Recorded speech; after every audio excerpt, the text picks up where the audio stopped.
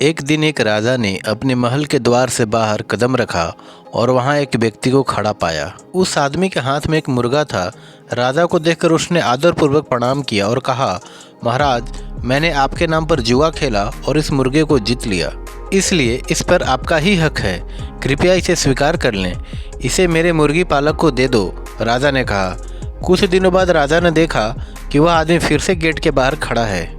इस बार उसके साथ एक बकरी थी। मैंने यह बकरी आपके नाम पर जीती है महाराज, उसने राजा को सलाम करते हुए कहा। इसलिए आपकी हुई, इसे ले लीजिए। राजा प्रसन्न हुआ। इसे मेरे बकरी पालक को दे दो, उसने कहा। कुछ हफ्ते बाद वह आदमी एक बार फिर महल के द्वार पर था। इस बार उसके साथ 2 आदमी थे। महाराज, आपके नाम पर खेलते हुए मैंने इनमें से प्रत्येक व्यक्ति के लिए 500 सोना मोहरे हार दिए। उस व्यक्ति ने कहा, मेरे पास उन्हें भुगतान करने के लिए पैसे नहीं हैं। राजा को एहसास हुआ कि उसने पिछले मौक़ों पर आदमी के उपहारों को स्वीकार करने में गलती की है। अब वह उसकी मदद करने से इनकार नहीं कर सकता था।